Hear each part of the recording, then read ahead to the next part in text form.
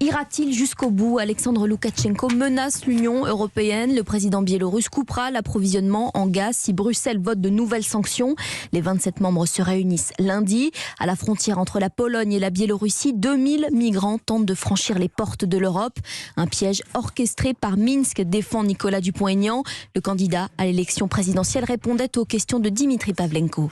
On ne cède pas au chantage. Ça veut dire qu'on ne paye pas et qu'on bloque, comme fait l'Australie, comme font les États-Unis, comme font le Japon, comme font tous les pays qui se respectent. On ne rentre pas en Europe et en France, puisqu'il faut dissocier les deux. Mais les images de ces petits-enfants dans le froid, par moins 1 degré, il y a des images horribles, bien sûr, mais il y aura toujours des images horribles. Qu'est-ce qu'on en fait de ça? Mais ces images horribles sont la conséquence de l'action de la Biélorussie, pas de l'Europe.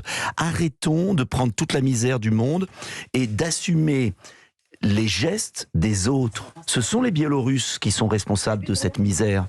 C'est à eux de payer. C'est pas aux Européens. Nicolas Dupont-Aignan, président de Debout la France, invité de la matinale d'Europe 1. A noté aussi la disparition de 3 migrants dans la Manche. Ils tentaient la traversée avec des kayaks pour rejoindre l'Angleterre, selon la préfecture maritime.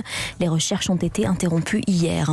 Fini les coupures de courant en cas d'impayé. C'est l'engagement d'EDF, valable toute l'année. Chaque année, 200 000 à 300 000 foyers se retrouvent sans électricité. Désormais, le fournisseur va donc réduire la puissance à la sortie de l'interrupteur. Insuffisant, en revanche, pour pouvoir se chauffer. Audition décisive en Mayenne. La jeune joggeuse réapparue mardi est entendue ce matin par les enquêteurs. Jusqu'à présent, l'adolescente affirme avoir été enlevée par 2 hommes à bord d'une camionnette verte. Un récit qui n'a pas été confirmé par l'enquête de terrain. Comment résoudre la crise libyenne? C'est l'objectif de la conférence internationale qui s'ouvre aujourd'hui à Paris, 10 ans après la chute du dictateur Kadhafi.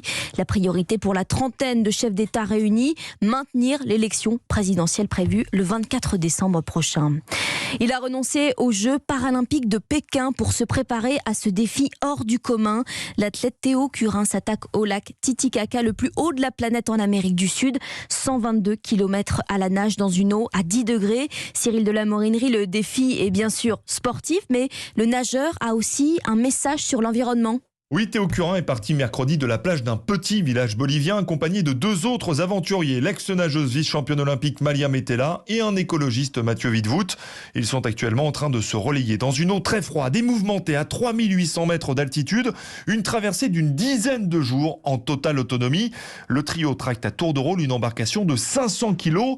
Les 3 aventuriers vont manger et dormir sur ce bateau fabriqué à partir de déchets, car l'objectif, au-delà de l'exploit sportif, est écologique.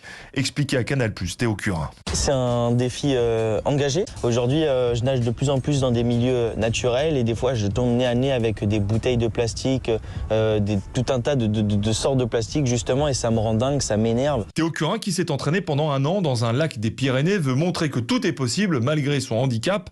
Après une méningite foudroyante à l'âge de 6 ans, il a été amputé des 4 membres. Sa rencontre avec Philippe Croizon, lui aussi quadri-amputé, fut déterminante.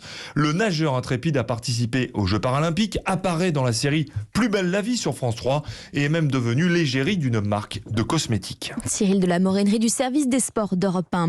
9h04, la météo. Anissa Haddadi, soyons clairs, c'est aujourd'hui qu'il faut en profiter. Ah oui, Roman, bien joué, parce que dès demain, le temps va changer avec une perturbation qui va bien assombrir le ciel. Alors on n'aura pas forcément beaucoup de pluie, mais c'est une perturbation qui va nous apporter beaucoup de nuages. Alors en attendant, eh bien, nous avons encore ce matin beaucoup de brouillard, des brouillards très épais par endroits, des brouillards qui auront du mal à se lever d'ailleurs cet après-midi sur les plaines du Grand Est, sur la région lyonnaise et puis le Pays Basque. Dans toutes ces parties-là de la France, on a des grisailles qui restent très présentes cet après-midi. Ailleurs, le soleil s'impose. Au bord de la Méditerranée, bonne nouvelle, les pluies et les averses seront moins nombreuses que ces derniers jours.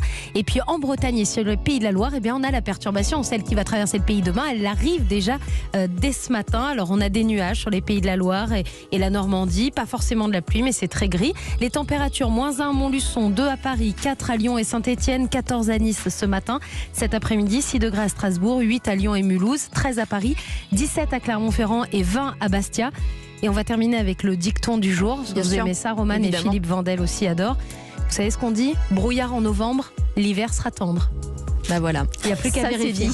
Tout ça pour ça. Je vous ai coupé la chic, Philippe Vandel. Ah ouais, ça marque. Elle nous dit, attention, en fin de flash, je vais faire quelque chose. Bah d'extraordinaire. Ouais. J'avais teasé, j'avais fait une bande-annonce. Hein. Bah merci beaucoup, Anissa. Je vais me coucher.